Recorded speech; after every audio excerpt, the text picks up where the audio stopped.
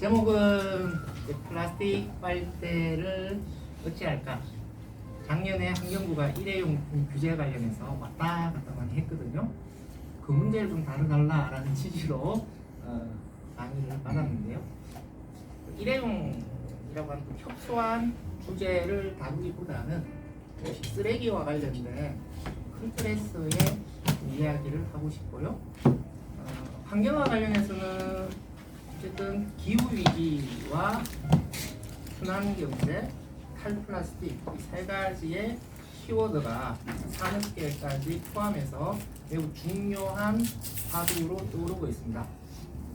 순환경제 그러면 순환이니까 재활용 잘하자라는 거 아니냐 이런 식으로 굉장히 단순하게 받아들이고 있는데 전 세계적으로 화두로 떠오르고 있는 이 순환경제라는 개념을 우리는 어떻게 이해하고 대응을 할 것인가 이 부분에 대해서도 조금 더 깊은 접근이 필요할 것이다 라고 생각을 하고요. 올해가 중요한 것은 법적 구속력이 있는 플라스틱 국제협약을 체결하자라는 흐름이 진행되고 있는 거거든요. 작년부터 시작을 해서 올해 말까지 플라스틱 국제협약을 그것도 법적 구속력이 있는 강한 협약을 체결하자라고 이야기를 하고 있고 마지막 5차 회의가 11월에 부산에서 개최가 되고 되는데요. 이 플라스틱 국제협약도 우리나라 석유화업계 등을 비롯해서 산업계에서 초미의 관심사가 되고 있습니다. 지금 기후변화 협약이라는 것이 쭉 진행되고 있는데 여기에 다시 플라스틱 국제협약이라는 파도가 다가오면서 산업계의 부담, 대응이 이제 어려워질 수 있는 상황이 오고 있는데요. 이런 전반적인 것들을 어떻게 우리가 이해를 해야 될 것인가 라는 것이죠. 이런 것들을 좀 풀어보려고 하는데요. 제가 강의 시간을 착각해서 2시간짜리 강의 자료로 준비를 했습니다. 소장님이 반드시 1시간 안에 끝마쳐야 된다. 신신 당부를 하셔가지고 제가 최대한 빨리 가긴 할 텐데요. 그냥 1시간 지나면 그냥 자동으로 종료할게요. 그리고 나서 궁금하신 부분들은 좀 질의응답 받는 순서대로 가보도록 하겠습니다. 그럼 강의 한번 들어가 보겠는데요. 먼저 쓰레기 문제들을 한번 전반적으로 훑어보겠습니다. 쓰레기라는 단어를 많이 쓰시는데요. 쓰레기라는 단어는 쓰르기라는 말에서 나왔어요. 쓰르기는 쓸다에서 나왔죠. 쓸다, 쓰르기, 쓰레기 이렇게 말이 변해간 것이죠. 그러니까 쓰레기란 말은 청소에서 모은 더러운 것, 쓸모가 없는 것 두 가지 의미를 가지게 되는 것이죠.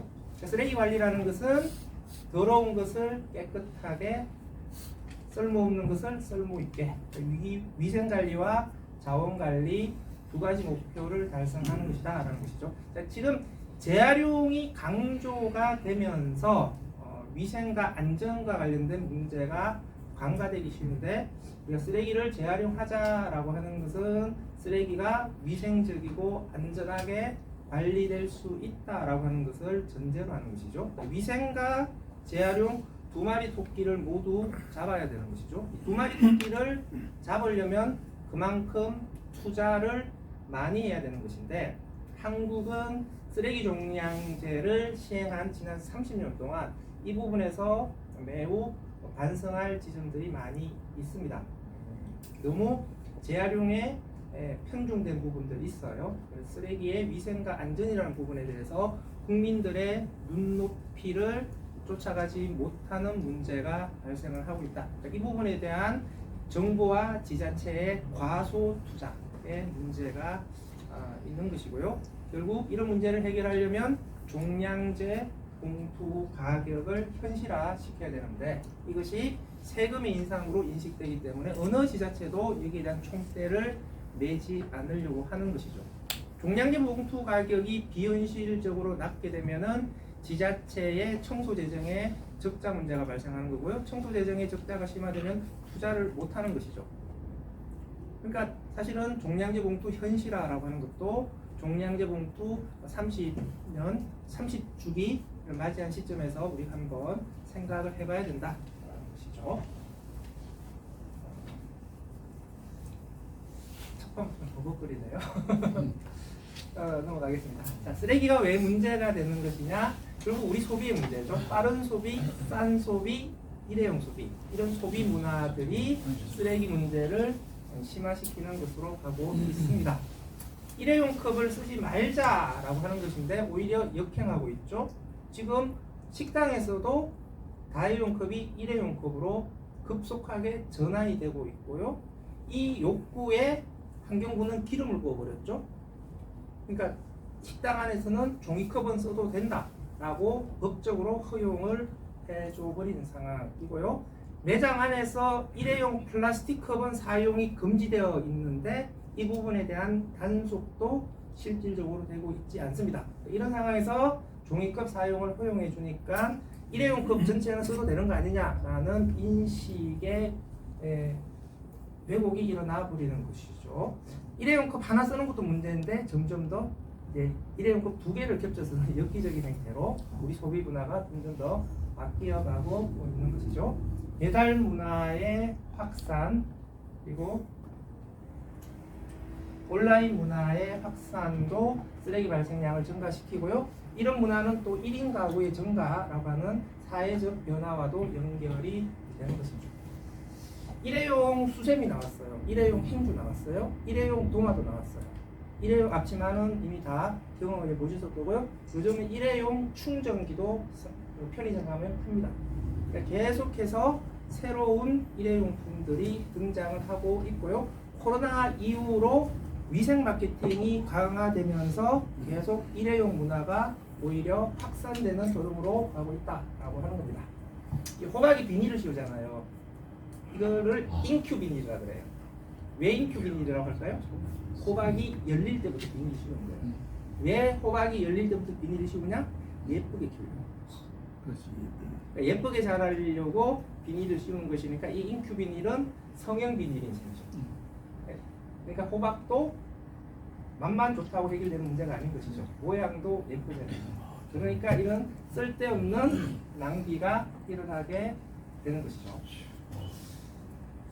이건 제일 마지막에 해야 될 주제인데 오늘 1시간 마치려고 1시간 안에 마치기 위해서 제가 제일 마지막에 있는 부분을 제가 앞부분으로 끄집어 냈습니다.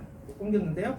자, 플라스틱 문제를 어떻게 바라봐야 될 것인가 라는 부분인데요. 플라스틱의 다양한 이슈 중에서 미세 플라스틱 이슈와 관련해서 몇 가지 흐름들을 한번 살펴보자 라고 하는 겁니다. 일단 미세 플라스틱과 관련해서 잘못 퍼지고 있는 정보들이 있어요. 2019년에 세계 야생기금 WWF에서 발표된 자료 때문인데요. 일주일 동안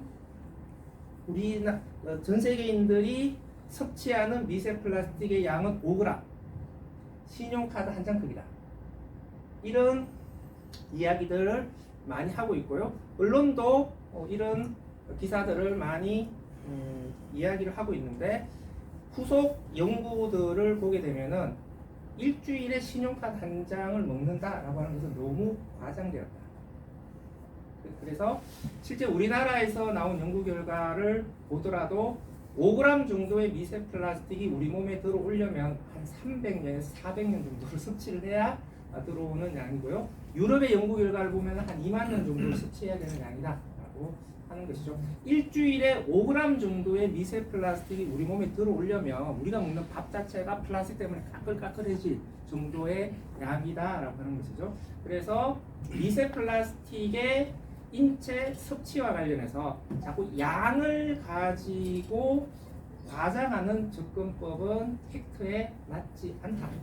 세상에 신용카드 한 장 크기 정도의 플라스틱을 우리가 일주일마다 먹고 있습니다. 이런 식의 위협하는 접근법은 오히려 역공을 받을 수 있다라고 하는 것이죠. 그래서 이 부분은 지금의 최신 연구에서는 사실이 아닌 것으로 판정이 났기 때문에 신용카드 한 장을 일주일마다 먹고 있습니다. 이런 이야기는 하지 않는 것이 좋은 것이고요.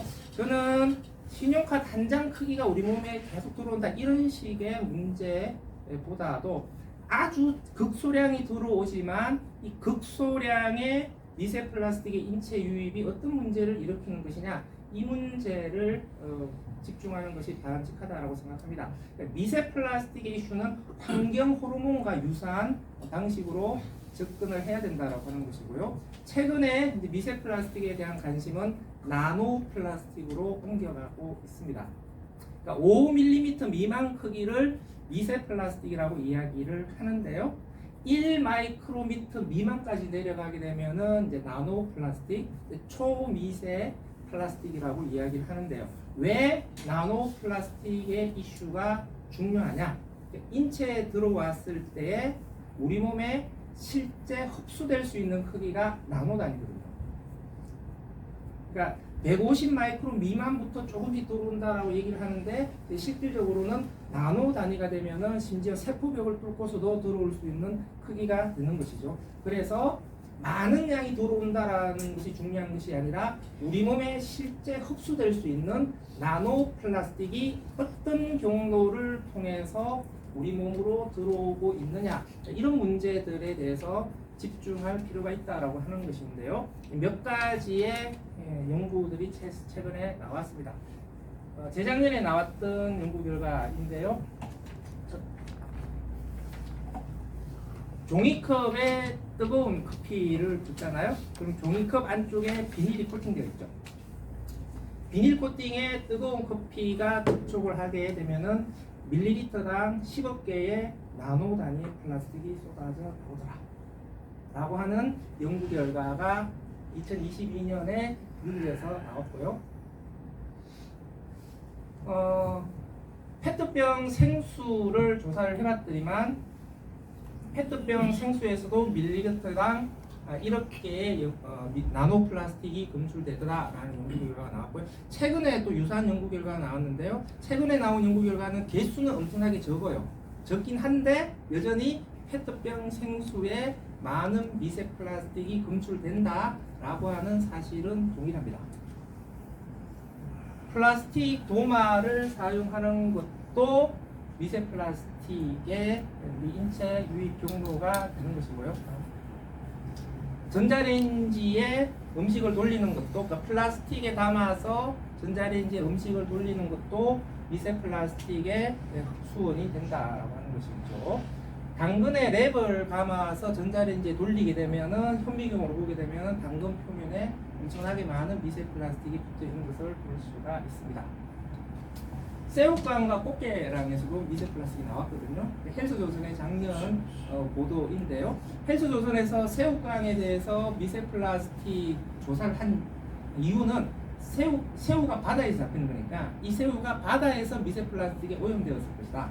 그러니까 새우깡에도 미세 플라스틱이 나올 것이다. 이런 생각을 가지고 조사를 해본 거죠. 꽃게도 마찬가지고요. 그런데 새우깡이나 꽃게랑에서 미세 플라스틱이 나왔는데 한 종류의 미세 플라스틱만 검출이 되는 것이죠. 새우깡은 PP가 나왔고요. 꽃게랑은 P가 나왔어요. 바다에서 새우나 꽃게가 미세 플라스틱에 오염된 거라면 여러 종류의 미세 플라스틱이 나와야 돼요. 근데 한 종류만 나온 거죠? 이게 뭘까? 포장지죠. 새우깡의 안쪽의 비닐은 PP였던 거고요. 꽃게랑의 안쪽의 비닐은 P였던 것이죠. 결국은 비닐 포장에서 미세 플라스틱이 떨어져 나와서 과자를 오염시키고 있더라 라고 하는 결과가 나온 게 되는 것이죠. 얼마 전에 나왔던 것인데 이건 더 섬찟한 거죠. 수액을 맞잖아요. 수액 안에 수액이 미세 플라스틱으로 오염되어 있더라 라고 하는 것이, 이게 더 끔찍한 건 뭐냐면 혈액을 통해서 미세 플라스틱이 바로 돌아와 버리는 것이죠. 그러니까 우리 혈액을 조사를 해봤더니만 세포벽을 통해서 들어올 수 없는 크기의 미세 플라스틱이 발견되었거든요. 도대체 이것이 어디에서 왔을까라는 것들이 오랜 의문이었는데 이 연구를 통해서 알려진 것이죠. 우리가 수액을 맞게 되면 피 속으로 미세 플라스틱이 직접적으로 유입이 되는구나라고 하는 것이죠. 이런 연구의 결과들이 우리한테 시사하는 것은 이런 것이죠. 결국은 우리 몸으로 미세 플라스틱이 들어오는 주요 경로는 우리 일상의 플라스틱 소비다라고 하는 것이죠.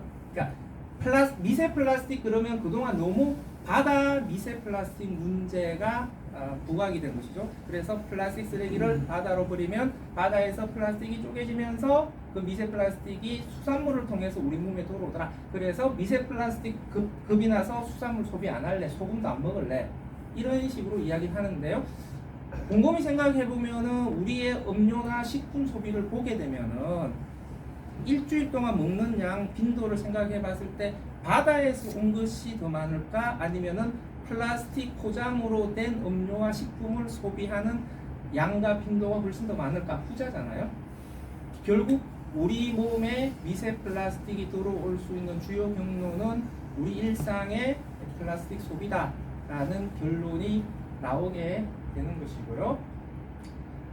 미세 플라스틱의 위협으로부터 우리가 조금 더 안전해지려면 결국 우리 일상의 플라스틱 소비를 줄일 수 있는 방법이 무엇일까? 라는 것으로 미세 플라스틱에 대한 접근 방법이 바뀌어야 된다라고 하는 것이죠. 그러니까 바다 쓰레기만 이야기를 해버리게 되면은 그러면 바다로 플라스틱 쓰레기가 가는 것만 막으면 되는 거 아니냐? 이런 식으로 접근을 하게 되는데요. 이런 접근도 자체가 한계가 있다라고 하는 것들을 이런 연구 결과들이 보여주고 있습니다. 그러니까 우리 몸에 미세 플라스틱이 들어온다라고 하는 것은 팩트예요. 이걸 부인하는 사람은 없습니다. 혈액에서도 미세 플라스틱이 나온다라고 하는 것은 이미 전 세계 과학자들이 동의하는 것이죠. 이제 그럼 그 다음에 문제는 뭐냐? 그래, 알겠어. 미세 플라스틱 우리 몸에 들어오는 건 알겠어. 그러면 위험해? 문제가 있는 거야? 이건 잘 모르는 거죠. 그러니까 제가 보여드리는 몇 개의 연구 사례들을 보게 되면은 미세 플라스틱이 인체를 위협할 수도 있네. 심지어는 파킨슨병, 알츠하이머병을 유발할 수도 있네. 그러니까 미세 플라스틱이 혈액을 타고 뇌로 가게 되면 뇌세포를 파괴시킬 수도 있네. 이런 것들은 이야기가 되는데요. 문제는 이런 것들이 실험실 단위에서의 실험인 것이죠. 그러니까 굉장히 고농도로 미세 플라스틱에 노출시켰을 때에 세포의 DNA가 파괴된다, 이런 것들을 보여주는 것인데, 우리 일상에서 이 정도의 나노 미세 플라스틱을 흡입하는 것이 과연 암으로 연결되는 것이냐, 치매로 연결되는 것이냐, 자폐로 연결되는 것이냐, 이런 원인과 인과관계에 대해서는 여전히 과학자들 사이에 합의가 되지 않고 있습니다. 우리 몸에 어느 정도의 나노 미세 플라스틱이 들어오고 있고, 그 나노 미세 플라스틱이 우리 몸에 얼마만큼 잔류를 하게 되면 그것이 어떤 경로를 통해서 다시 우리 몸 밖으로 빠져나가는 것과 관련해서는 정확하게 알지를 못해요. 그런 것이 정량적으로 평가되지 않는 상황에서는 미세 플라스틱의 위험성을 이야기할 수가 없는 것이죠. 최근에 연구 경향들을 보게 되면은 이 불확실성을 점점 더 키우는 연구 결과들이 나와요. 미세 플라스틱의 영향이 심지어 3대, 4대를 건너뛰어서 나올 수도 있다. 그러니까 나는 괜찮은데 우리 아들, 손자 때에 그 미세 플라스틱으로 인한 영향이 나타날 수도 있다. 이런 연구 결과도 지금 동물 실험을 통해서 나오고 있는 것이죠. 그래서 미세 플라스틱이 위험한 거니까 플라스틱 사용을 금지시켜야 된다라는 합의가 되기가 어려운 거죠. 왜냐? 미세 플라스틱이 진짜 우리 인류의 생존을 위협할 수 있을 정도의 문제를 일으킬 것이다 라고 하는 것에 대한 객관적인 합의가 되고 있지 않은 상황인 것이죠. 그래서 일각에서는 미세 플라스틱에 대해서 굉장히 우려를 하면서 플라스틱은 악의 물질이다, 즉은 태어나지 말았어야 될 물질이다, 이렇게 보는 것이고요. 한편으로는 플라스틱이 우리를 얼마만큼 편리하게 해주는 물질인지 아느냐, 플라스틱이 살 수 있어? 그리고 너무 호들갑 떨지 마라, 또 이렇게 하면서 싸우게 되는 것이고요. 아마 이런 인식의 차이가 플라스틱 국제협약을 논의하는 과정에서도 극명하게 드러나게 될 것이고요. 이런 객관적인 사실에 합의가 되지 않기 때문에 저는 개인적으로는 플라스틱 국제협약도 쉽지는 않을 것이다. 그래서 올해 내에 플라스틱 국제협약을 만들 수 있을 것이다 라는 것도 저는 제 개인적으로는 매우 회의적으로 바라보고 있습니다. 여기까지 플라스틱 문제 살펴봤고요. 자, 이제 쓰레기 문제를 전체적으로 한번 보겠습니다. 우리나라에서 쓰레기가 얼마만큼 발생을 하고 있느냐라고 하는 것인데요. 2020년 기준으로 1년에 2억 톤의 쓰레기가 발생을 합니다. 10년 전과 비교해 보게 되면 10년 동안 쓰레기 발생량이 1.5배가 증가를 했고요. 5년 단위로 쪼개서 보게 되면 쓰레기 발생량의 증가 속도가 빨라지고 있는 것을 볼 수가 있습니다. 우리나라 쓰레기 문제와 관련해서 제일 핵심적인 문제가 이것이죠. 쓰레기 발생량이 매년 증가하고 있는데 시간이 지날수록 증가 속도가 빨라지고 있다. 쓰레기 발생량 자체가 이렇게 빠른 속도로 증가를 하게 되면 우리가 쓰레기와 관련된 어떤 대책을 세우더라도 문제가 커질 수밖에 없는 상황이 되는 것이죠. 자, 넘어가고요. 요거 넘어가겠습니다. 자료 나중에 참고하시면 되겠고요. 플라스틱 쓰레기와 한정해서 보게 되면은 2021년 기준으로 1000만 톤이 발생을 합니다. 10년 전에 얼마가 발생했냐? 500만 톤이 발생했어요. 플라스틱 쓰레기는 10년 동안 2배가 증가를 한 것이죠. 전체 쓰레기 발생량도 증가를 하고 있고 플라스틱 쓰레기도 매우 빠른 속도로 증가를 하고 있다라고 하는 것을 알 수가 있습니다. 넘어갈게요. 자, 10년 동안 한국 사회는 쓰레기 발생량이 증가하는 것을 통제하지 못한 것이죠. 다른 말로 하게 되면은 쓰레기 발생량이 급증하는 흐름 속에 한국 사회는 노출되어 있었다라고 하는 것이고요. 이런 상황이 되면은 문제가 터지지 않을 수가 없는 상황이죠. 이 누적된 문제가 빵 터져버린 게 2019년입니다. 기억을 짚어보시면은 2018년에 쓰레기 대란이 났다라고 하는 것들을 혹시 기억하시는 분들 계실지 모르겠는데요. 그러니까 수도권 지역에서 폐비닐이 수거가 되지 않으면서 그때 언론에서 난리가 났었어요. 쓰레기 대란이 발생했다. 그런데 2018년에 비닐이 수거가 되지 않는 것은 쓰레기 대란이라고 말하기는 어려워요. 근데 잠시 그냥 폐비닐이 수거가 안 됐던 거고요. 진짜 쓰레기 대란은 2019년에 일어났습니다. 전국에서 쓰레기 산이 발견되기 시작을 한 것이죠. 그러니까 쓰레기 발생량은 증가를 하는데 쓰레기를 처리할 수 있는 쓰레기 처리 시설이 확충이 안 된 것이죠. 그래서 어느 순간부터 처리 시설 대비해서 쓰레기 발생량이 많아지게 되고요. 2018년에 중국에서 쓰레기 수입을 금지해버렸죠. 그러니까 국내에서 처리되기 어려운 쓰레기가 중국으로 빠져나갈 수 있는 길도 있었는데 그 길마저 봉쇄되면서 쓰레기 발생량 증가의 압력을 한국에서 고스란히 받아야 되는 상황이고요. 갈 곳을 잃은 쓰레기가 전국에 뿌려지게 되는 상황이 발생을 한 겁니다. 왼쪽에 위에 이 사진은 경상북도 의성의 쓰레기산이에요.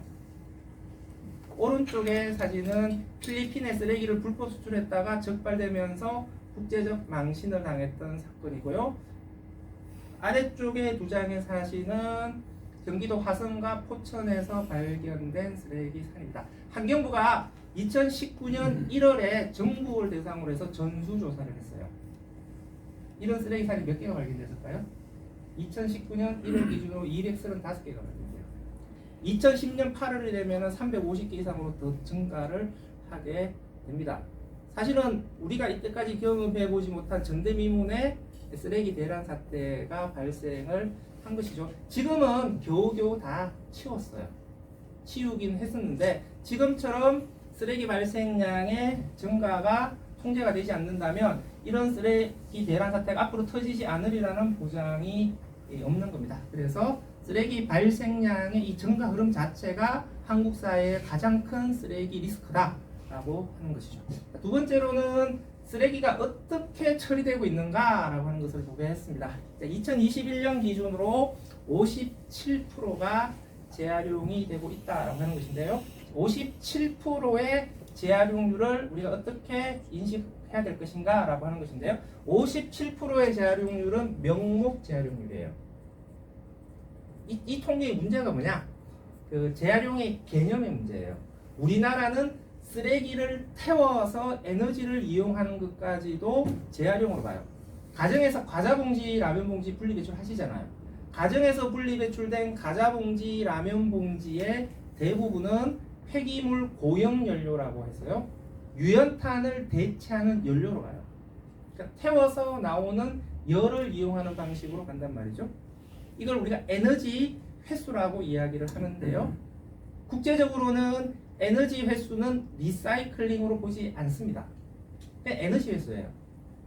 그러니까 소각의 개념으로 보는 거거든요. 근데 우리나라는 에너지 회수를 재활용으로 분류합니다. 그러니까 국제 기준에 비교할 때 우리나라의 재활용률은 국제 기준보다 높아질 수밖에 없는 것이죠. 이 거품을 제거를 해야 되는 것이죠. 그러면 실질 재활용률은 50% 정도 수준으로 추정이 됩니다. 그러니까 절반은 재활용하고 절반은 땅에 묻거나 태우고 있다. 이렇게 봐야 되는 건데요. 전 세계 평균 재활용률은 얼마일까? 20%예요. OECD 국가의 평균 재활용률은 35%예요. 그러니까 전 세계 평균 혹은 OECD 국가들하고 비교했을 때도 한국의 재활용률은 실질 재활용률로 조정한다 하더라도 매우 높은 수준인 것이죠. 그러니까 객관적으로 한국은 쓰레기 재활용을 무척 잘하는 국가로 분류를 합니다.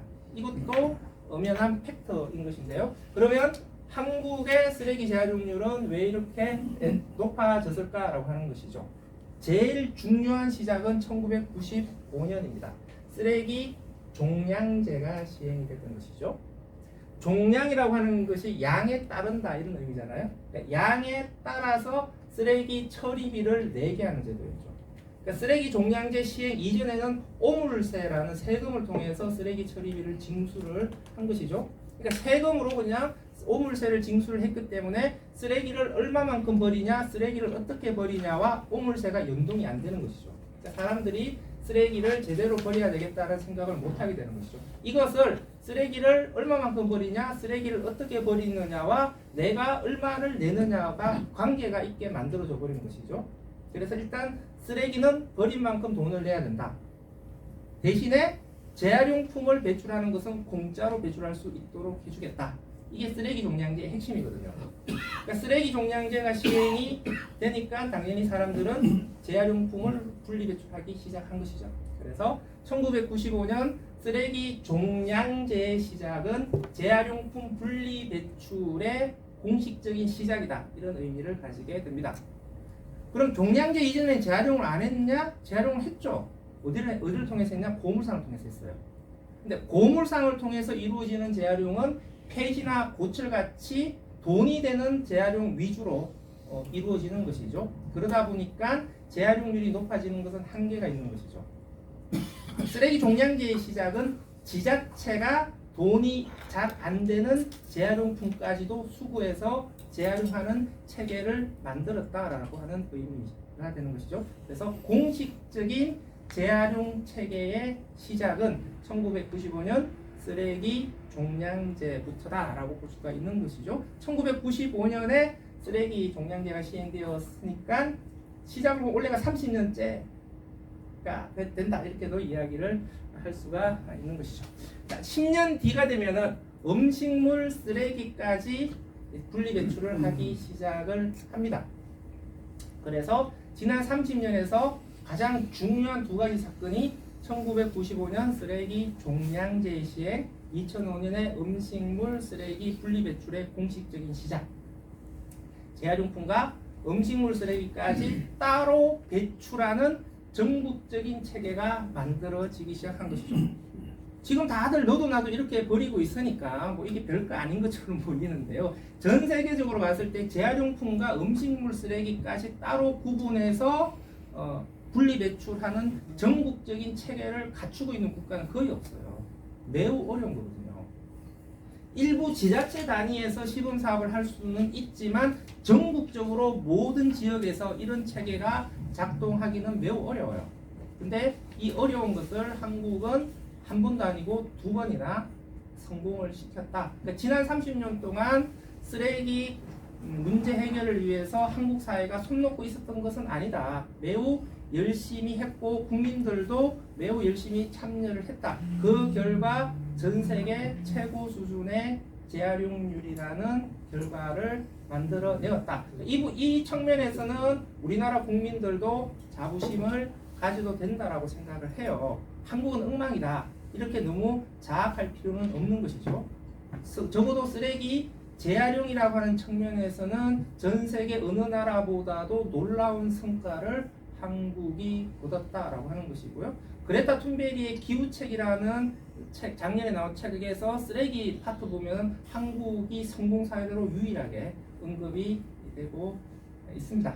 그래서 매우 놀라운 성과를 거뒀다라고 하는 부분에 대해서는 또 우리가 자부심을 가지고 된다. 근데 문제는 그것으로 충분하지 않다라고 하는 것이죠. 두 가지 수치가 있는데요. 7이라고 하는 것은 어떤 의미냐? 단위 면적당 쓰레기 발생량이 미국의 7배라는 의미예요.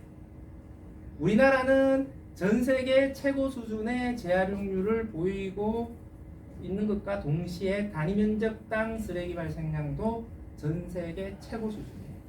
워낙 좁은 국토에 시설과 인구가 밀집되어 있기 때문에 50% 정도 재활용하는 것만으로는 쓰레기 위기가 해소가 되지 않는다.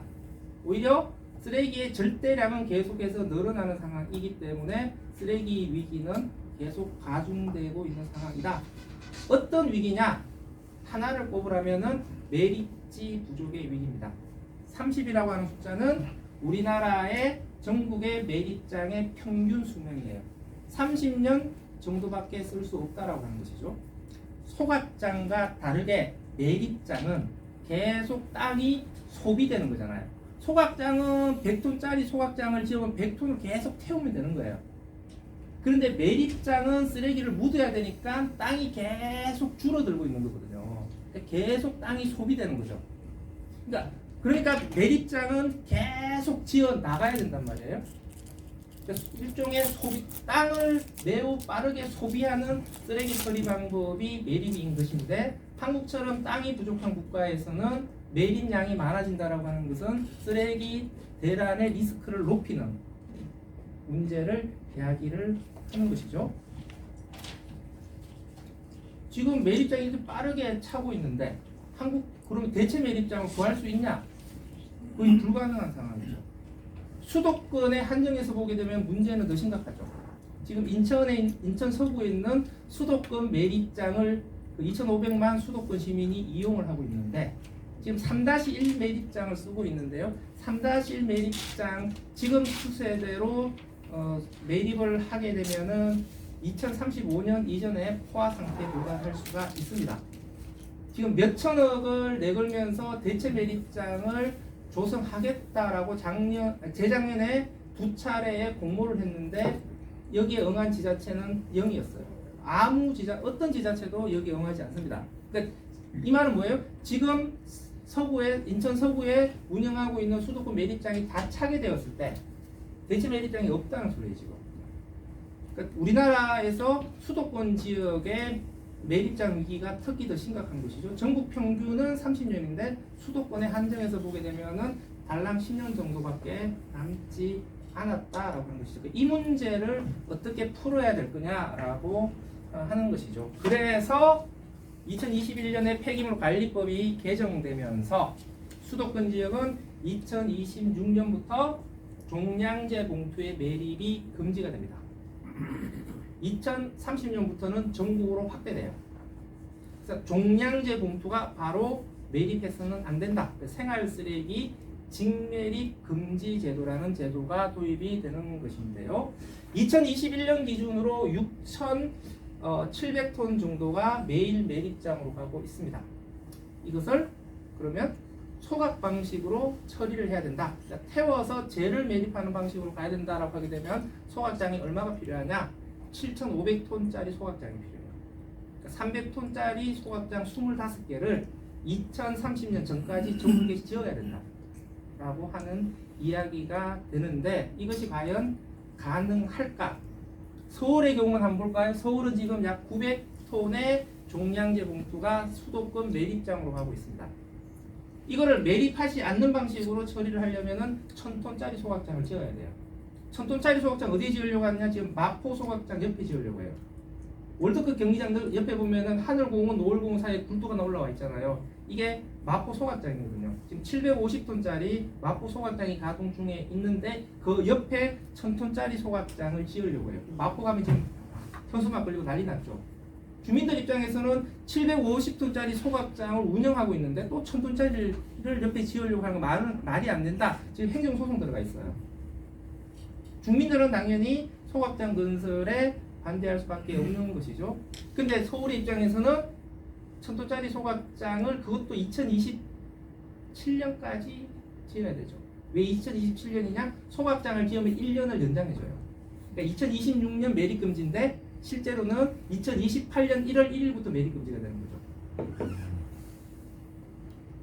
그러면은 그때까지 1000톤짜리 소각장을 지어야 되는데 지을 수 있을까라고 하는 우려가 있습니다. 근데 못 짓게 되면은 종량제 봉투가 갈 곳이 없어지는 문제가 있는 것이죠.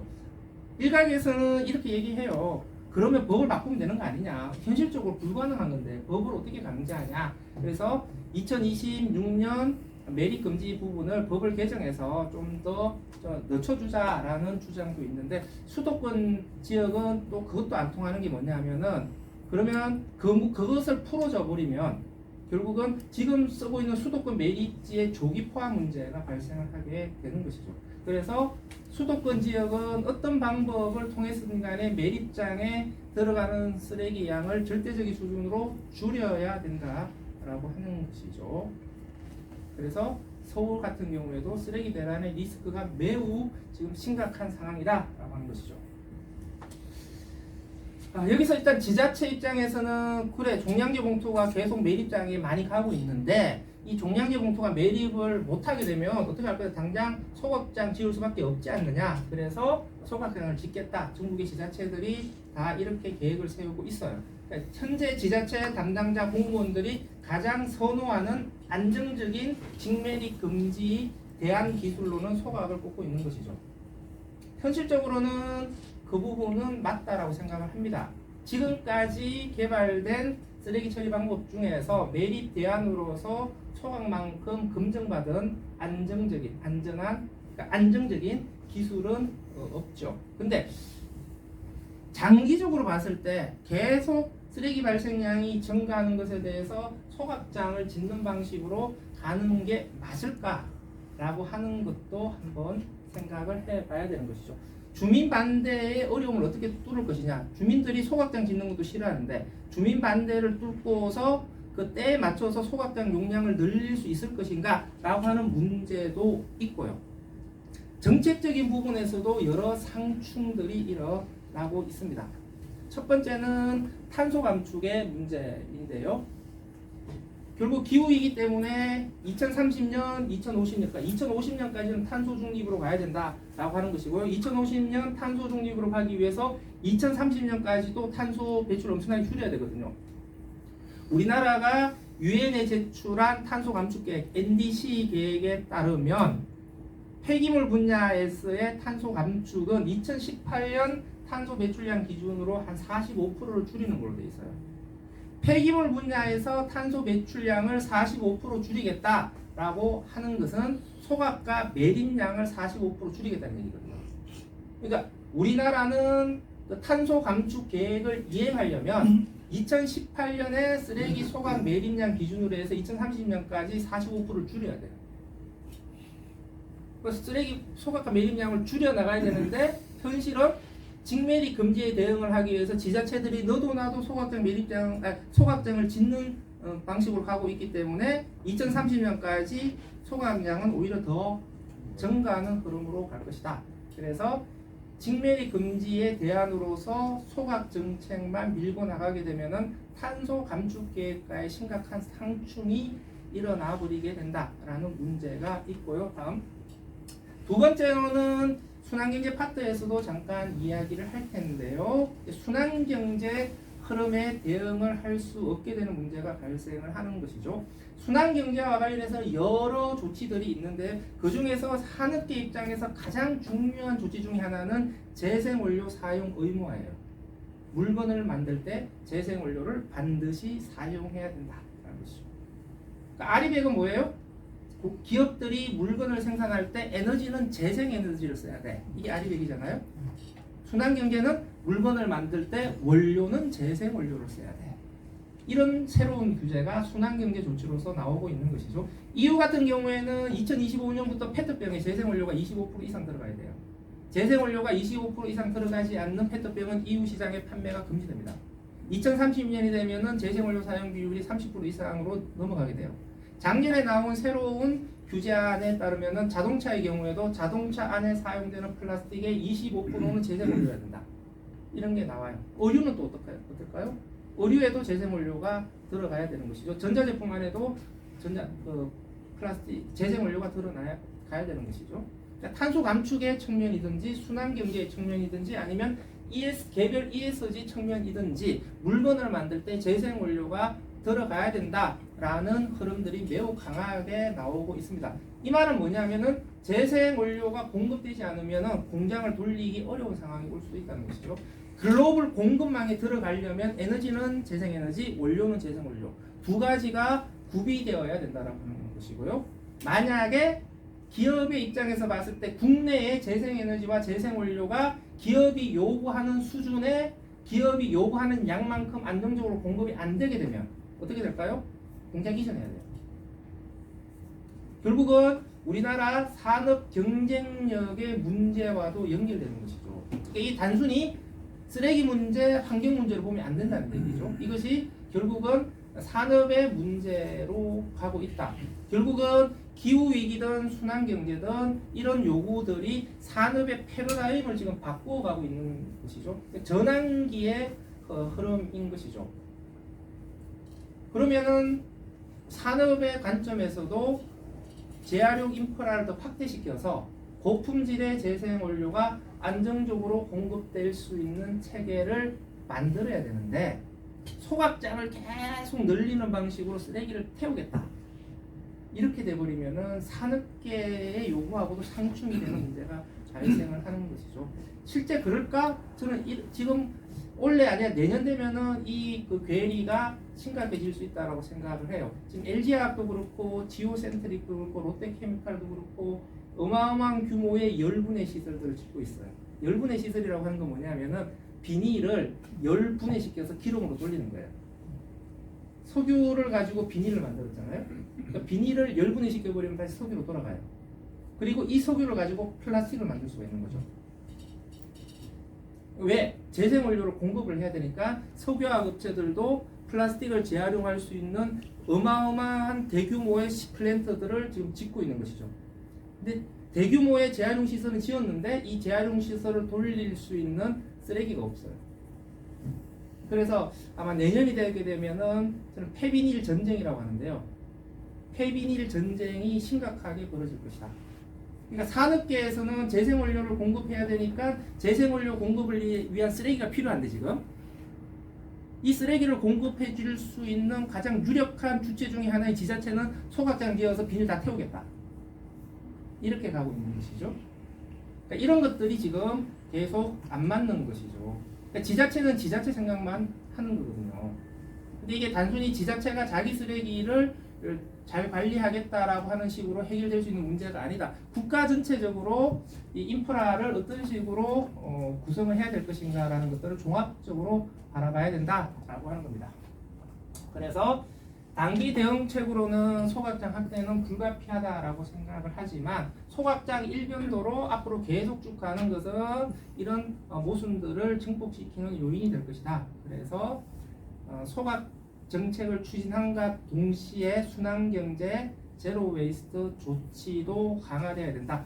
이 순환경제 제로 웨이스트 조치라고 하는 것은 한순간에 일시적으로 해결될 수 있는 문제가 아니거든요. 왜냐하면 굉장히 시간이 오래 걸려요. 그래서 10년, 20년의 장기 로드맵을 세워서 지금부터 투자를 계속 확대해가면서 준비하는 과정들을 해야 된다라고 하는 것이죠. 그래서 눈앞의 쓰레기 문제를 당장 어떻게 해결할 것인가에 급급하면서 소각장 지차 이렇게 가면은 시간이 지나면 지날수록 점점 또 다른 문제에 직면하게 되는 것이다.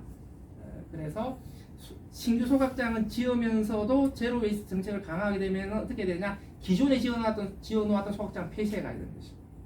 신규 소각장 지으면서 기존 소각장은 폐쇄하면서 폐쇄되는 소각장 용량은 재활용으로 돌려버리는 이런 식의 그 이행 전략들을 만들어야 되는 것인데 이런 치밀한 전략들이 지금 한국의 행정 역량에서 가능하겠냐? 라는 우려도 지금 솔직히 있습니다. 그러니까 공무원들의 역량의 문제라기보다는요. 지금 기후위기나 순환경제 같은 거대한 전환기의 흐름에 대응하는 측면에서 한국의 그동안 효율적이고 잘 작동했다고 평가받는 지금 중앙정부의 행정 시스템이 안 맞는 거 아니냐 지금. 이 순환보직이라는 이런 문제가 지금 이 거대한 전환기 흐름에 대비하기에는 많은 한계를 노출시키고 있다라고 생각을 합니다. 행정 조직도 어떻게 바뀌어야 될 것인가 지금 한번 거시적으로 고민을 해야 된다고 생각합니다.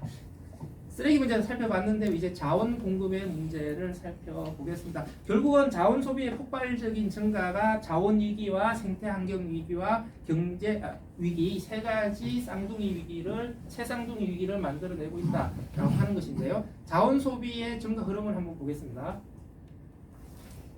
1900년에 전 세계 자원 소비량이 70억 톤이었어요. 지금은 1000억 톤 정도로 씁니다. 2050년이 되면은 약 2000억 톤 정도로 증가할 것으로 봅니다. 30년 주기로 자원 소비가 2배씩 증가하는 흐름으로 어쨌든 인간의 자원 소비는 엄청나게 빠른 속도로 증가를 하고 있다라고 하는 것이죠.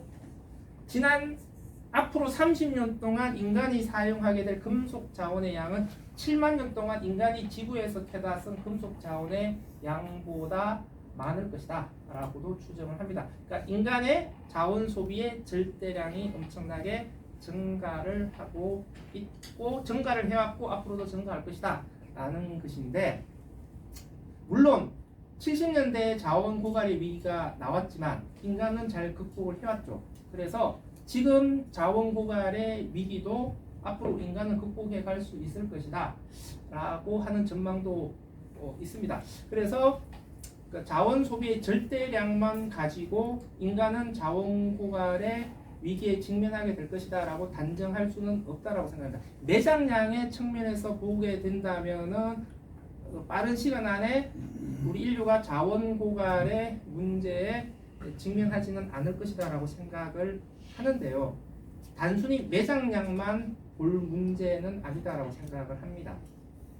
자원 소비에 따르는 환경 문제도 계속 인식이 높아지고 있는 것이죠. 그러니까 자원을 채굴하고 소비한다라고 하는 것 자체가 자원 채굴의 과정에서 생태계 파괴, 그다음에 생물 다양성의 손실 등의 문제를 일으키는 것이고요. 천연 자원을 채굴해서 사용한다는 것 자체가 탄소 배출을 또 엄청나게 증가시키는 요인들이 있기 때문에 매장량만 확인되면은 그 자원을 캐다가 쓰면 되니까 자원 고갈의 문제는 피할 수 있을 것이다 라고 단정적으로 얘기할 수는 없는 것이죠. 그러니까 인간의 자원 소비가 야기하는 복합적인 문제들을 생각을 하게 되면은 자원이 있는 곳을 알아도 그 자원을 채굴해서 쓰는 것이 어려워질 수도 있는 것이죠. 그러니까 어쨌든 자원 소비의 총량 자체가 증가한다라고 하는 것 자체가 환경 부하를 계속 심화시키고 있는 것이기 때문에 이 자체가 계속 문제가 될 것이다 라고 하는 것이고요.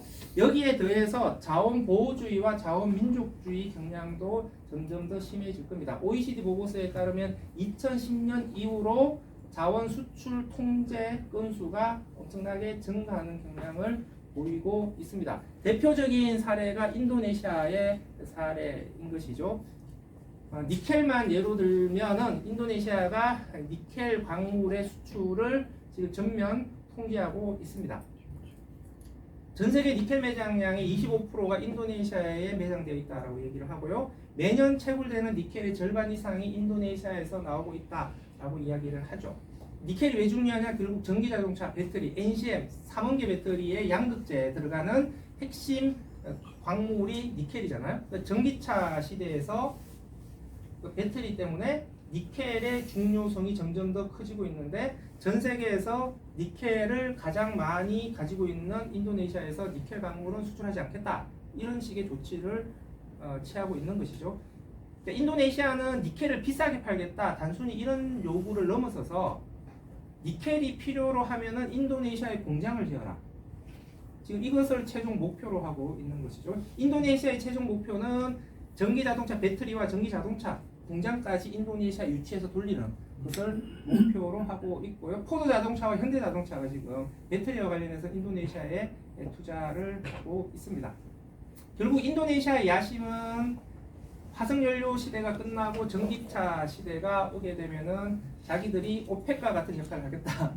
그래서 배터리 카르텔을 만들겠다. 이런 식까지 야심을 보이고 있는데 객관적으로 쉽지는 않을 것이다 라고 보이긴 하는데요. 어쨌든 자원을 가지고 있는 국가들이 자기들이 가지고 있는 자원의 가치에 대해서 눈을 뜨기 시작했다. 그래서 자원을 값싸게 수출하면서 선진국들을 좋은 일 시켜주는 호구짓은 하지 않겠다. 그래서 자원 보호주의, 자원 민족주의 경향이 앞으로 더 심해질 것이다 라고 하는 것이죠. 결국은 이런 전반적인 흐름들이 국제 자원 공급망의 위기를 초래를 하는 것이죠. 그리고 여기 더하면 이제 미국과 중국의 패권 경쟁이라고 하는 것도 영향을 미치게 되는 것이고요. 코로나 사태를 그치면서 신자유주의에 취해 있던 선진 국가들이 또 각성을 하게 된 게 있잖아요. 지금과 같은 신자유주의 경제 시스템의 국제 공급망 자체가 마냥 좋은 게 아니구나. 이런 공급망에서 마스크 같은 간단한 것들도 우리가 못 만들어서 수입을 해야 되는 상황이 오는 거구나. 그래서 조금 더 자유 개방적인 경제 시스템이 아니라 각자 어느 정도 조달할 수 있는 좀 더 폐쇄적인 경제 블록을 만들어 가려는 흐름들이 있는 것이죠. 그러니까 이런 흐름들 자체가 전반적으로 그 국제적인 자원의 자유로운 이동을 막는 걸림돌로 작용하게 되는 것이다. 그래서 전반적인 자원 공급망의 위기는 심화될 수밖에 없지 않겠느냐. 그랬을 때 필요로 하는 자원의 90% 이상을 수입에 의존하는 한국과 같은 경제 시스템에서 이 새로운 이런 위기에 대해서 우리는 어떻게 대응을 할 것인가 라는 고민들을 할 수밖에 없는 것이죠. 그래서 일단은 그래도 자원 공급을 늘리면 되지 않겠느냐. 그래서 공급주의 기반의 접근법들이 나옵니다. 그래서 육상의 광산을 더 개발하자, 해저 광산을 개발하자, 우주 광산을 개발하자, 이게 나오는 것이죠. 심해 자원을 개발하는 것은 그 유엔 국제 협약에 따라서 금지되어 있습니다. 그런데 작년부터 심해 자원 개발을 허용해 달라는 요구가 나오기 시작했고, 작년에 합의는 못하긴 했는데 아마 이 상태로 가게 되면은 심해 자원 개발도 허용이 될 것 같고요. 우리나라도 지금 심해 자원 개발을 위한 R&D에 엄청나게 투자를 하고 있어요. 일본 같은 경우에도 히토류를 수천 미터 바다 밑에서 끌어올리겠다. 파이프 박아가지고 진흙을 뽑아 올려가지고 여기서 히토류 채굴하겠다. 지금 이 준비 작업을 하고 있는 상황이고요. 다음에 그 우주 자원도 선점하겠다. 그래서 진지하게 소행성 탐사와 관련된 프로젝트를 진행을 하고 있습니다. 그러니까 이런 것들이 결국 공급 기반의 접근법인데, 그러니까 이런 방법으로 우리가 필요한 자원이 안정적으로 공급될 수 있을 것이냐의 문제도 있고요. 자원이 있는 것을 알지만 과연 계속 환경과 관련된 기준이 높아지고 있는 상황에서 자원이 있다라고 해서 우리가 저 자원들을 채굴할 수 있을까라고 하는 문제도 있습니다. 지금 공급망 심사 같은 것들이 강화가 되면서 환경적 사회적 기준을 위반한 광물 공급에 대해서는 그 공급망에 있는 기업들 전체가 책임을 져야 되는 것이죠. 그래서 요즘 포스코 같은 경우에도 책임 강물이라는 단어를 매우 빈번하게 언급을 합니다. 그러니까 이런 거잖아요. 굉장히 환경을 파괴하면서 부적절하게 철광석이 채굴돼요. 그것을 포스코가 갖다 썼어요. 그럼 예전에는 이 광물을 쓴 포스코가 책임이 있다고 보는 것이 아니라 그렇게 철광석을 채굴한 그 업체가 나쁜 놈이죠. 근데 지금은 그렇게 환경적 사회적 기준을 위반해서 채굴한 철광석을 갖다 쓴 포스코 니네들도 나쁜 놈이야. 이게 지금 공급망에 대한 심사거든요. 그러니까 함부로 자원이 있다라고 해서 가져다 쓸 수는 없는 것이죠. 이 자원이 환경적으로 사회적으로 건전하게 조달되었는가라는 것을 따질 수밖에 없는 것이죠. 심해 자원을 개발하자라고 해요. 진짜 심해에 들어가면은 니켈 같은 경우만 하더라도 육지에 매장되어 있는 것보다 몇십 배 많은 자원들이 매장되어 있습니다. 그런데 몇천 미터 바다 밑에 있는 그 광물을 끌고서 채굴을 할 수 있을 것이냐. 심해 자연 생태계에 대해서 우리는 확실하게 아는 게 하나도 없는데 그런 것들을 모르는 상태에서 손을 대는 것이 맞는 것이냐라는 반대도 굉장히 크게 일어나고 있는 것이죠. 그래서 그냥 우리가 필요로 하는 자원을 공급의 확대를 통해서 조달하자, 이런 접근법이 위험성이 있다라고 보는 것이죠. 그래서 방향을 바꾸자. 그러니까 흥청망청 자원을 낭비하는 이 시스템 자체를 먼저 손봐야 된다. 그래서 자원의 총 소비량 자체를 줄여야 된다. 그래서 자원의 효율적 사용을 통해서 자원의 총 소비량을 어떻게 줄여나갈 것이냐. 두 번째, 필요로 하는 자원은 천연 광산의 개발이 아니라 재활용을 통해서 조달하자. 이것을 도시광산이라고 그러잖아요. 그러니까 천연 광산을 개발하는 것이 아니라 재활용을 통해서 재생 자원을 조달하는 것은 도시의 새로운 광산을 개발하는 것과 맞먹는 효과를 가진다. 그래서 도시광산이라고 합니다. 그래서 자원의 총 소비량을 줄이면서 재활용을 통해서 재생 자원을 공급하는 시스템을 만들자. 이게 수요 기반의 접근법이고요. 이게 순환경제의 이야기가 되는 것이죠. 그러니까 우리가 물질을 이용하는 방식을 바꿔야 된다라는 이야기가 되는 겁니다. 그래서 쓰레기 문제를 어떻게 해결할 것이냐, 자원 고갈의 문제를 어떻게 할 것이냐, 자원의 사용에 따라서 발생되는 여러 가지 기후 위기나 생물 다양성 손실 등의 생태 환경 위기를 어떻게 해결할 것인가, 결국 우리의 물질 이용 방식을 바꿔야 된다라는 측면에서 순환경제 이야기가 나오는 것이고요. 순환경제를 한 문장으로 정리하라고 하게 되면은 수도꼭지를 잠근다라고 하는 표현인 것이죠. 현재 인간의 물질 소비로 인해서 일어나는 문제를 이렇게 비유를 하는 것이죠. 우물은 말라가고 있는데 욕조는 넘치고 있다. 자, 우물은 말라간다는 것은 자원은 고갈되고 있다. 욕조가 넘쳐나고 있다라고 하는 것은 쓰레기가 넘쳐나고 있다라고 하는 것이죠. 그러니까 이 문제를 해결하려면 결국은 수도꼭지를 잠가서 자원의 효율적인 사용을 해야 된다라는 의미가 되는 것이죠. 결국은 탄소 배출부터 시작을 해서 쓰레기 문제 해결까지 지금과 같은 인간의 물질 소비 방식이 지속되어서는 안 된다라는 공감대가 커지고 있는 것이고요. 이 얘기는 결국은 어떤 식으로든 인간의 물질 이용 방식의 전환이 필요하다라고 하는 것이죠. 그리고 어떻게 우리의 물질 이용 방식을 바꿔야 할 것인가라는 논의가 필요한 것이죠. 순환경제 이야기를 하게 되면 그럼 자원순환도 있는데 자원순환과 순환경제의 차이는 뭐냐, 이렇게 질문을 하시는 분들도 계시는데요. 크게 보면 같은 이야기일 수도 있는데 굳이 구분을 한다고 하면 자원순환이라고 하는 것은 쓰레기가 배출된 다음에 이 쓰레기를 어떻게 잘 관리할 것인가, 이 부분에 초점을 맞추는 것이 자원순환이라는 접근법이고요. 순환경제는 쓰레기가 배출된 이유를 보는 것이 아니라 원료의 채굴부터 쓰레기 처리까지의 물질 이용의 전 과정을 보면서 이 과정 자체를 어떻게 전복할 것인가, 이것을 고민하는 것이 이 순환경제의 이야기가 되는 것이죠. 결국은 물질 이용 방식을 바꾸자라고 하는 것은 경제 시스템 전체를 새로운 체질로 바꿔야 된다라고 하는 매우 거대한 기획을 하는 이야기가 되는 것이죠. 경제 유형을 구분할 때 순환경제에 대비되는 대척점에 있는 경제를 선형경제라고 이야기를 해요. 물질 흐름의 모양을 가지고 이름을 붙인 거죠. 선형경제는 물질 흐름의 모양이 직선의 형태를 띠고 있다. 그러니까 자원을 캐고 쓰고 버리는 일직선상의 낭비적인 물질 흐름을 보여주고 있다라고 해서 선형경제라고 하는 것이고요. 이게 먹고 사는 애벌레 모양을 닮았다라고 해서 미성숙한 애벌레 경제라고 합니다.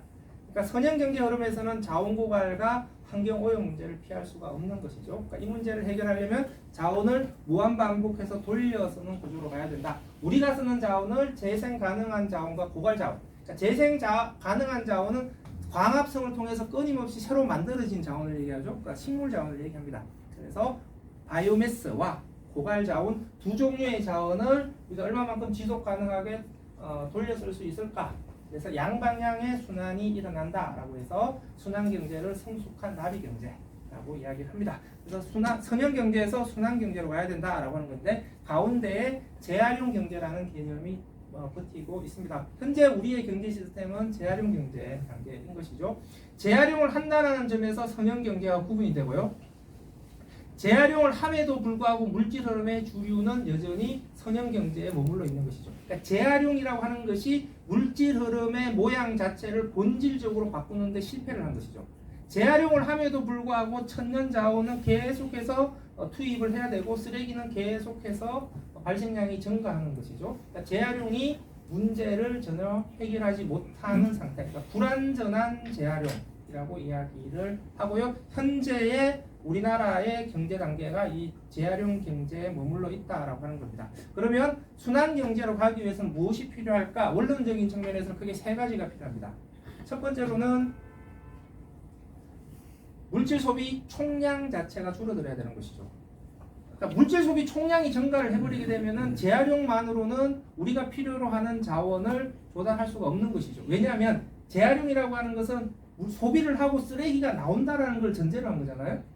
그런 상태에서 물질 소비 총량이 증가를 해버리면은 재활용을 통한 재생 자원만 가지고는 우리가 필요로 하는 자원을 조달할 수가 없는 것이죠. 그래서 순환 경제의 가장 중요한 우선 조치는 물질 소비 총량의 증가를 어떻게 통제할 것인가라고 하는 것이고요. 이 측면에서 보게 되면은 2100년까지는 순환 경제 달성은 물리적으로 불가능하다. 왜? 아시아와 아프리카의 경제 성장을 고려해야 되기 때문에 2100년까지 전 세계적인 물질 소비 총량은 지금보다 더 크게 증가할 수밖에 없다라고 보고요. 이후 같은 어느 정도 성숙한 경제 체계에서는 물질 소비 총량을 이런 흐름으로 한번 도전해 봄직하다. 이렇게 지역 단위로는 순환 경제를 모색해 볼 수가 있겠지만 현재 상황에서 전지구적 단위에서의 순환 경제는 2100년까지는 더 기다려봐야 될 것이다. 이런 비관적인 전망이 나옵니다.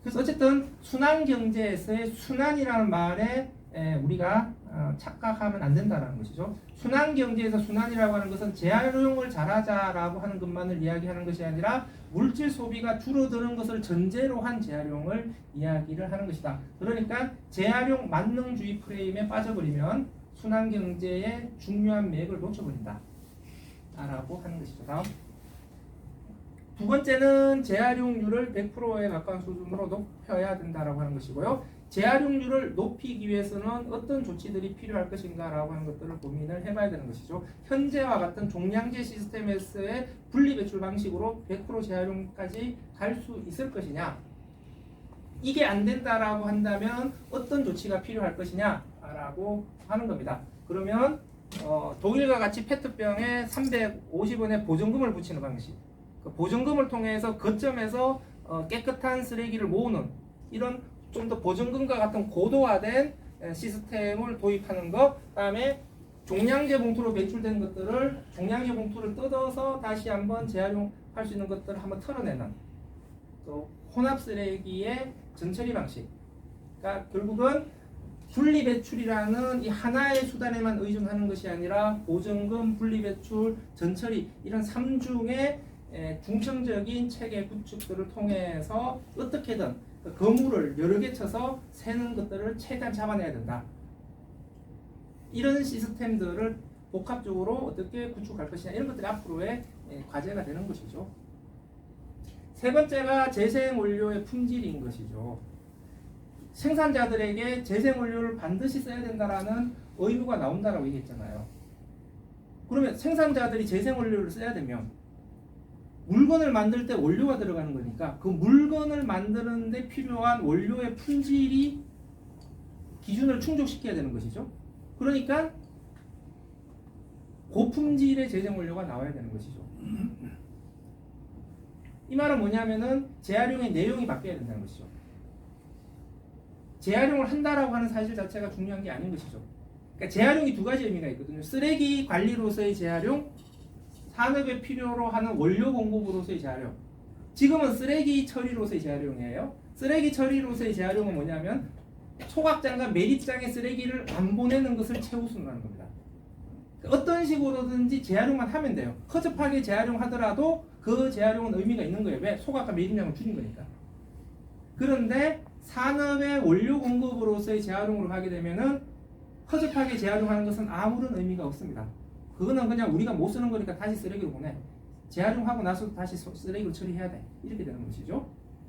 그래서 산업의 원료로서의 재활용을 하려면은 고품질의 재활용을 해야 된다. 그러니까 그냥 재활용하는 것에 급급하면 안 되고 진짜 산업에서 쓸 수 있는 고품질의 재생 원료를 어떻게 만들 것이냐, 그러니까 재활용 체계가 어떻게 고도화되어야 될 것인가 라는 것에 대한 고민이 필요한 것이죠. 그러니까 한국이 쓰레기 종량제 30년의 역사에서 양적 재활용의 팽창에 급급했다면 앞으로는 질적 전환에 투자를 엄청나게 해야 될 시기가 온 것이다. 우리는 이것을 업사이클링이라고 이야기를 합니다. 왜 업이냐? 사용을 하게 되면 가치가 떨어지잖아요. 이것을 재활용을 통해서 원래의 물질 가치로 회복한다 라는 측면에서 업이라고 얘기하는 것이죠. 그러면은 사용을 했기 때문에 물질의 가치가 떨어졌는데 이 상태로 재활용을 하면 더 떨어져요. 이런 것을 다운사이클링이라고 이야기하는 것이죠. 그러니까 지금까지의 우리의 재활용이 양적 팽창에 급급하면서 다운사이클링을 했다라면 앞으로는 업사이클링을 해야 된다. 업사이클링을 하기 위해서 재활용 시스템을 얼마만큼 고도화시킬 것이냐. 이 말은 재활용 산업의 구조조정이 필요한 거예요.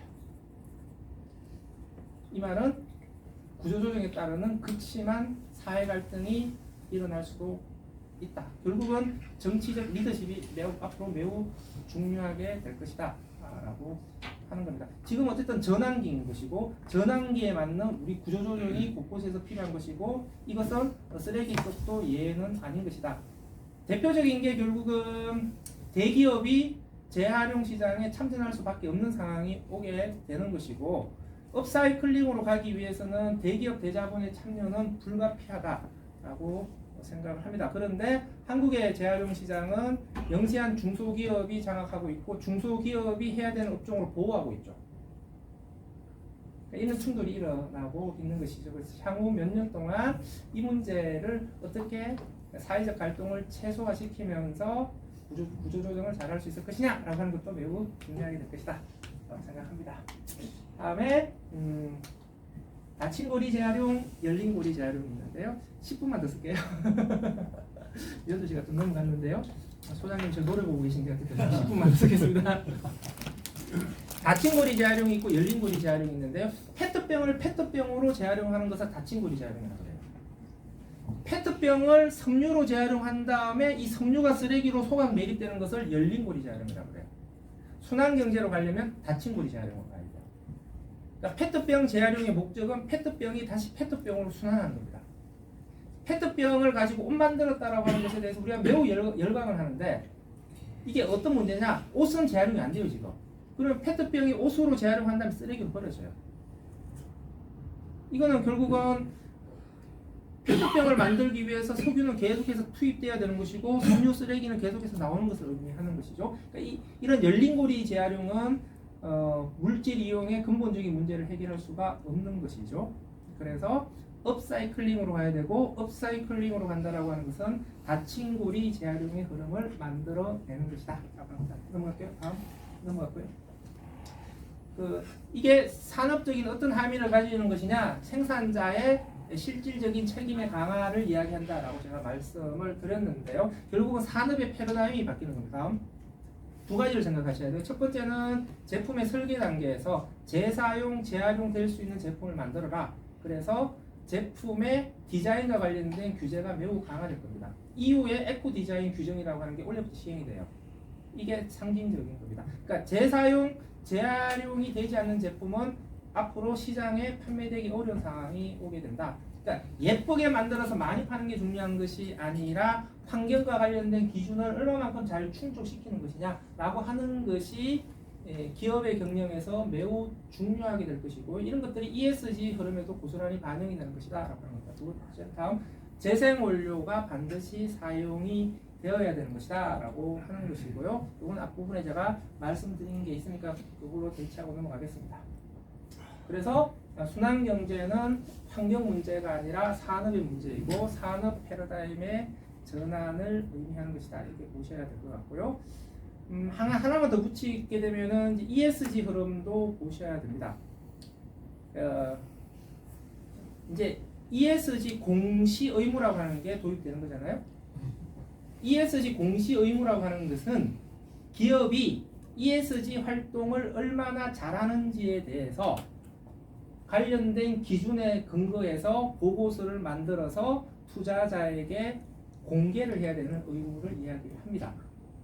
그러니까 ESG 활동에 대해서 공개할 거냐 말 거냐는 기업의 자율이었는데 앞으로는 법적 의무가 되는 것이고요. ESG 공시 의무와 관련해서 지금 환경과 관련된 기준에서 여러 기준들이 있는데 일단 제일 먼저 공개된 핵심 기준 중에 하나가 탄소 배출이죠. 그러니까 기업의 경영 활동에 따라서 탄소 배출을 얼마만큼 배출했느냐라고 하는 것인데요. 기존의 기업의 경영 활동을 통해서 탄소가 얼마만큼 배출되었냐라고 하는 것들을 계산하는 방식이 스코프 1, 스코프 2가 있었거든요. 스코프 1이라고 하는 것은 그 기업의 직접 배출량이에요.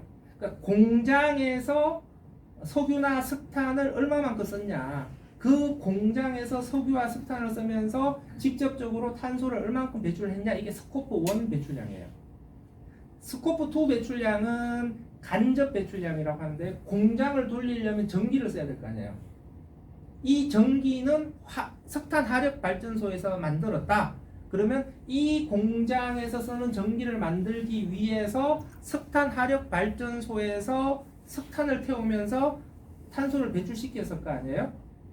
이 탄소 배출량은 이 공장의 간접 배출량이다 이렇게 보는 거예요.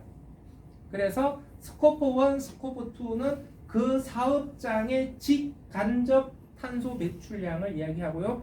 통상적으로 기업의 탄소 배출량 성적을 공개해라 라고 했을 때 스코프 2까지 계산을 합니다. 근데 이것만으로 불충분하다라는 이야기가 나오는 거예요 지금. 스코프 2까지 계산을 하면 그러면 외주를 줘버리면 어떻게 되냐?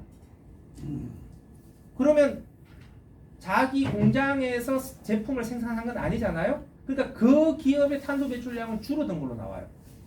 그런데 다른 공장에서 탄소 배출이 증가한 거잖아요. 지구 전체적으로 봤을 때는 탄소가 증가한 것이죠. 그러니까 스코프 2로만 산정을 하게 되면은 기업의 탄소 배출량을 온전하게 산정하지 못한다 라는 문제 제기가 나오면서 이제 나오는 게 스코프 3예요. 스코프 3는 그 사업장의 직간접 탄소 배출량을 보는 게 아니고 제품의 공급망 전체에서 발생되는 탄소 배출량을 산정해야 된다 이렇게 하는 거죠. 그러니까 생수를 예로 들면은 그 생수 공장에서 직간접적으로 배출된 걸 보는 게 스코프 1, 2라고 한다면 스코프 3까지 가게 되면 생수 회사에서는 페트병을 사가지고 와서 생수를 담아서 판매하는 거잖아요. 페트병을 만들기까지 배출되는 탄소는 스코프 1, 2에서 집계가 안 되죠. 근데 스코프 3에서는 야 페트병을 만드는데도 탄소가 배출된 거잖아. 이것도 생수회사의 탄소 배출량이야.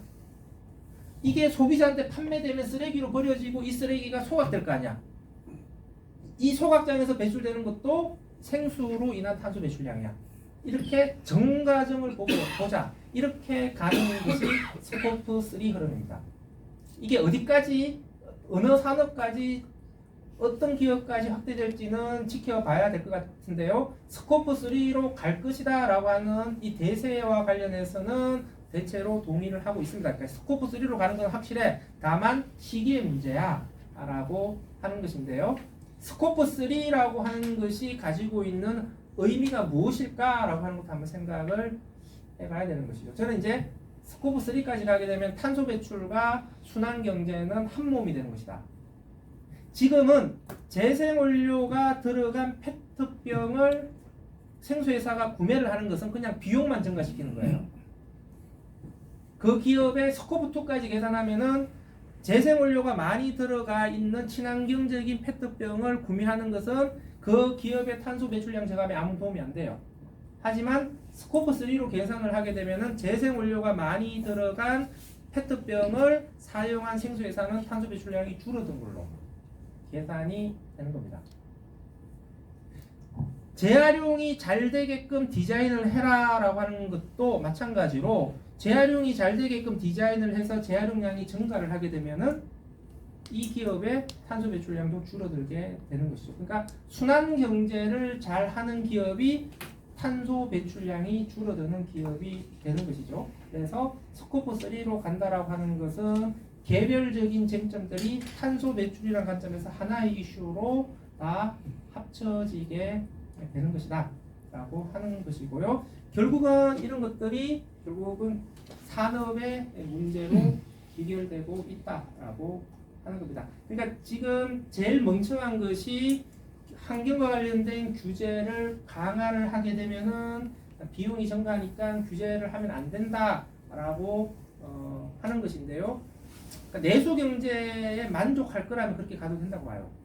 그런데 적어도 우리 한국과 같이 수출을 해서 먹고 살아야 되는 그 개방형 경제 구조를 갖고 있는 국가라고 한다면 이 글로벌의 요구사항을 무시할 수는 없다라고 생각을 합니다. 우리가 흔히들 이분법적인 사고를 갖고 있어요. 먹고 사는 문제가 해결되어야만 환경 문제에 신경을 쓸 수 있다라고 하는 것인데요. 지금의 앞으로의 우리가 직면하게 될 사회는 어떤 사회냐? 환경 문제를 제대로 해결하지 못하는 기업은 먹고 사는 문제를 해결할 수가 없게 되는 것이죠. 패러다임이 바뀌고 있다. 그래서 과거의 경험과 지식만으로 미래의 문제를 해결할 수가 없다. 새로운 상상력이 필요하다. 그래서 산업 패러다임의 전환을 직시를 해야 된다. 환경 문제를 단순히 환경 문제로만 보면 안 된다. 라고 하는 것이 제가 말씀드리고 싶은 핵심입니다. 뒷부분이 조금 몇 개 남았는데 시간이 지나간 대로 제 강의는 여기서 마치도록 하겠습니다.